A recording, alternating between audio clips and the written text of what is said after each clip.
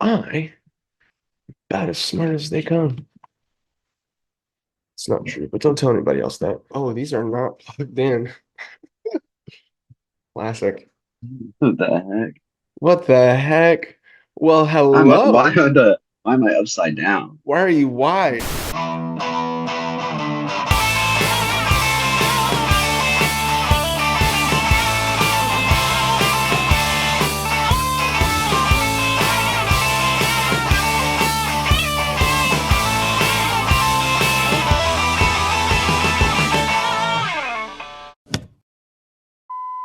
Cover your love, 'cause I think my heart might like it.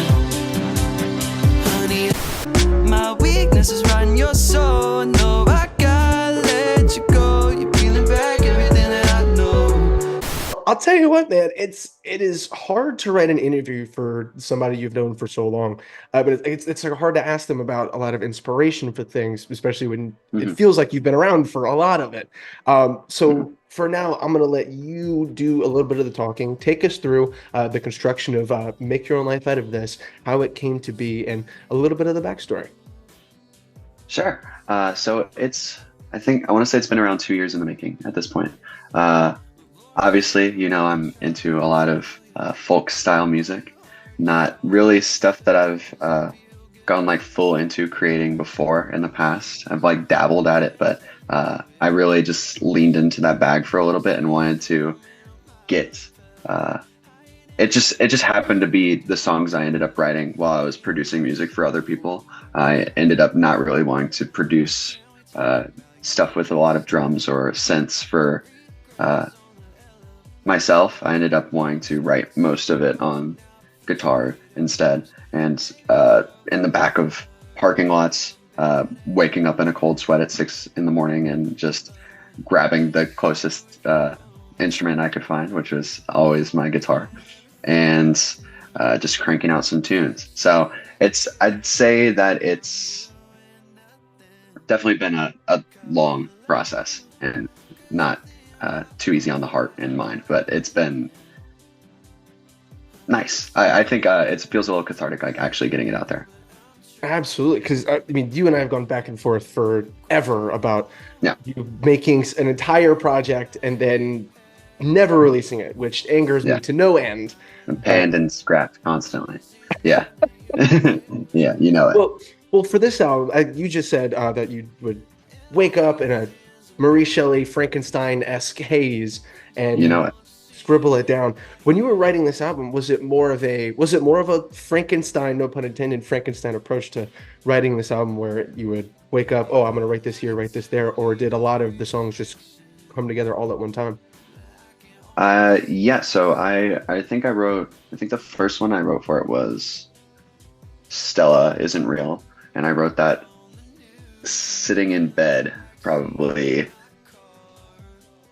2 years ago, like around 2 years ago at this point. And it's something that I had been like taking to like coffee shops and stuff since then, which, you know, it's the way it goes. But it's, I'd say the most recent one was The Guys, it just happens to be the second song.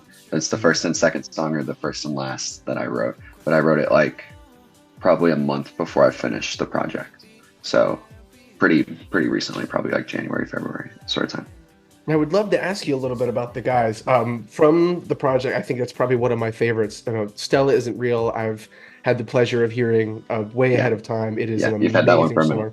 song for a good long time, and it still holds up to this day. I say to this Thank day you. like it's been like a decade, but even still, Yeah, you know. um, but the guys is gorgeous. It is evocative. There's so much imagery. I can see the majority of things happening, especially when you mention actual places and I guess places and people that we have seen and known.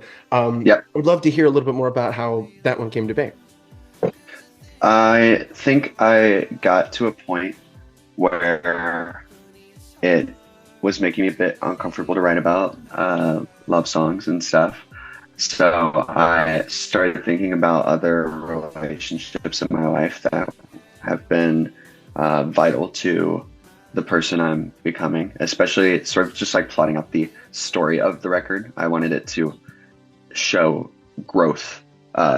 Even though the last song I wrote just happened to fit at an earlier point in the narrative, I started thinking about my relationship with like men in my life or dudes in my life, and Dudes. how it is, yeah, dudes, guys, men, bros, fellas, the like, and how it's a bit of a mixed bag, and my own relationship with masculinity has been a bit strained and awkward and weird, and thinking about how there's so much like it's some of like the strongest love I've felt is for my dudes, my friends, my pals, and my like actual, and also like my like brothers, like my stepbrothers and stuff, and like family in general, and just thinking about how it's like both the strongest love and it's also some of the most like toxic,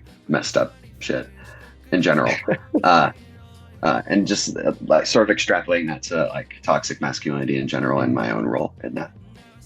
It is funny that you say that, or not necessarily not funny, definitely not haha Yeah. funny, but in that same vein of toxic masculinity, would you say that plays into some of more of the lyrics in that song, such as I could throw a punch, but I won't say what I think, or scream my heart out like the guys won't want to see me for a while. Yeah, it definitely is. There's a part of me that just is like wants to critique everything that's going on around me, and then there's a part of me that has never really stopped critiquing what's going on inside of me and how other people perceive that the same way I perceive them. And I think that's a huge part of the writing of that song specifically, because I know there's like a tendency for being quick to, not even like anger for me personally, but like frustration, and how it's often not based in any really like rationale, and at the same time understanding that sometimes people will just do some stuff that is just really not cool, that gives you actual reason to be angry, and coming to grips with that in a way that's like being brutally honest both with myself and the world around me. So in the context of the album's greater narrative, it being about growth and not only personal growth, do you think it's more of the greater narrative content of this album is more personal growth? Do you think it's more growing around the experiences you've been dealing with the last several years? If that makes any sense at all. Yeah, no, it does. I would say that I'm viewing my personal growth through the changes that have happened like in my external life, I think is the thing. So a lot of my writing is very much like person in a situation, whether it be me or a character that I've invented for the sake of a song, or some friend that I actually have in my actual life, and them facing a situation and how they interact with that situation, or how I interact with that situation. And I think there's definitely a sense of growing into young adult, for lack of a better term, for the first time, and like actually dealing with being a mature person, even though I'm still a bit of a silly goose. But I think it's definitely more so about growing in the experiences around me. Usually how it goes on the show, we get out of the hard stuff, we get through the serious stuff, and then we do a little activity here at the end. Something like Cool. a this or that, or like a trivia section. For you are, while you're in between making wonderful, beautiful music, you're a teacher, you're a molder of minds. So for our activity today, what I'm going to have you do is I'm going to have you explain kind of the story to each of the songs on the record, Sure. like you were explaining it to your class. I'm feeling nervous just thinking about that concept. Sound like fun? Yeah, it sounds great. It sounds All right. awesome, but So I'm getting the jitters. Oh, I totally understand. It's gonna be fun. It's gonna be fun. I Okay, promise. cool. It's gonna be fun. All right. Yeah. So start me off. Mr. Sheaffer, would you please explain Stella Isn't Real? Well, this is going to be something of a illusion.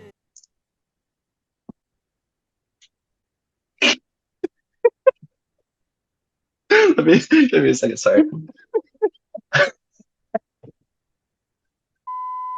So the way I see this song specifically, and I guess the project as a whole, it definitely follows like a sort of like hero's journey-esque sort of plot where you have someone crossing over the veil into a world that is a bit messed up and coming back irrevocably changed at the end of it. I think that this is definitely exposition, and you're introduced to what is literally a character, someone that just physically does not exist and is like very patently not real. And I think that's sort of a microcosm of how I like to fictionalize aspects of my life, because there's parts of that character that are definitely like influenced by me or influenced by people in my life, but sort of turning that into a character that gets to deal with all those experiences so that I don't have to deal with them myself, or get to deal with all those big feelings so I don't have to deal with them myself. And there's like a mini plot throughout it of her going on this sort of adventure and winding up crossing the threshold back into her home and realizing that things aren't the same anymore as when she left for whatever debaucherous weekend she ended up getting out on during that time. But that was definitely the idea behind that, just sort of externalizing everything that was going on in my life at that time. That was amazing. Thank you. Holy shit, that was I had amazing. to pull it together eventually at some point. With the hero's journey crossing the threshold, that was incredible. That was Appreciate incredible. you. All right. Mr. Sheaffer, will you please explain the guys? I feel like, oof.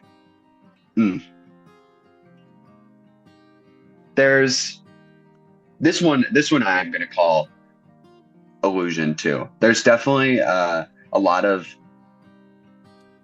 I think this one is taking, like we talked about earlier, taking those experiences that I've had, and this one is sort of like the inverse of Stella, because it's very, very, very, very much a personal story, and I think it's sort of a reflection of how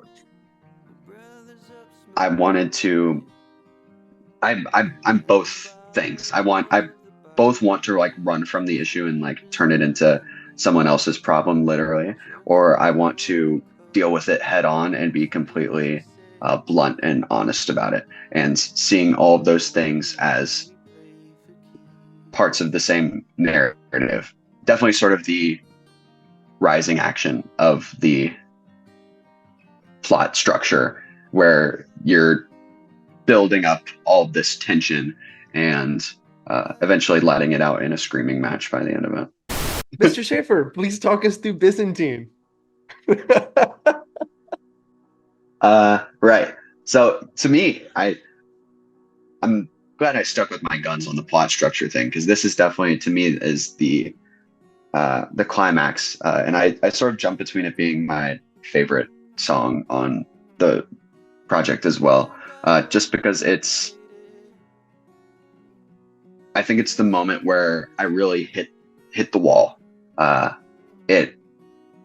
story behind it is I had a job planned out. I was supposed to go work for like some like contracting agency and do some like sales position. And I woke up in the morning and I put it into my map and I got dressed and stuff. And then I had a panic attack and I just sat for like 3 hours staring at a wall and just didn't ever go, which I really needed the job at the time. So it was a tough experience. And the only good thing that came out of that day was the fact that in an effort to make myself feel like a good, productive capitalist piggy, I went and wrote a song, and this is what ended up coming out of it, which I'm honestly really proud and very happy that I didn't end up going into that position as of now, because it ended up becoming a therapeutic moment for me. There's a moment that's also the sort of serves as like a title track to the record.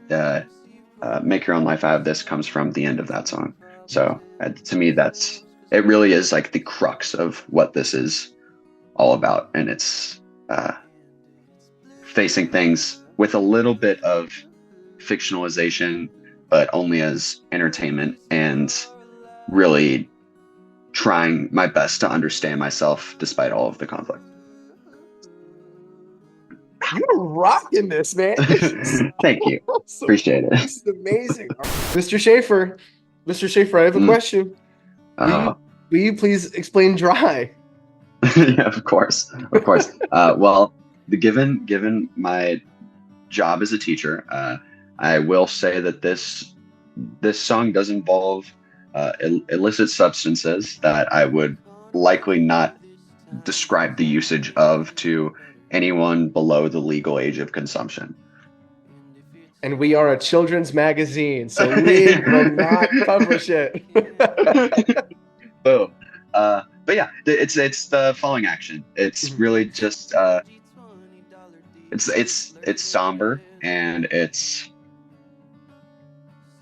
uncomfortable, and it's also pretty floaty, and it's me dealing with a more serious internal struggle that I'd been going through for a long time. My last question, Mr. Sheaffer. My last question. Yeah. Will you please explain Fever Song? Cool. Yeah. So this is the conclusion, the resolution, if you will, and it's not necessarily a happy ending, because I think whatever character I created does probably not make it to the end of the story. Fever Song being their sort of like last goodbye to the world around them. And it's also the first time on the record that I used synths. There's a little bit of piano on Byzantine, but it's there's some like really messed up synth work that sort of is tucked into the back of Fever Song. And it's also very breathy. I think during my guitar takes that you can like actually hear me like breathing into the microphone, and they like on both sides of your headphones listen to my belabored breathing, or this character's belabored breathing, as the record and life as this character knows it comes to a close, once again crossing that threshold and coming back a changed person. Amazing. That is incredible. What a lesson plan. What a lesson. I would take a course in that. I did not get a chance to plan the curriculum for that. Well, that brings to a close just about everything I had for you. We're going to close it out on our last question, the last question I like to ask at the end of all of my interviews. My favorite question: what are you listening to right now? Geese. Geese. I love Geese, dude. Yeah. I'm not to hint too much at what I'm hoping to do in the future, but I want to do something a little bit less somber and a little bit more silly and fun. And Geese is just sort of emblematic to me right now of all that is very, very fun in music. Just embracing quirkiness and silliness and taking it to the max. Amazing. Well, that concludes it. Quick and painless, man. It was amazing having you on the show. Make Your Own Life Out of This is out Friday, April 26th. We'll have a pre-save link at the bottom of this, and make sure you stream it when it comes out. Awesome. Right. Thank you so much. Thank you, buddy. Thank you on behalf of myself and Tonitruale. It's been an honor. Heck yeah, dude.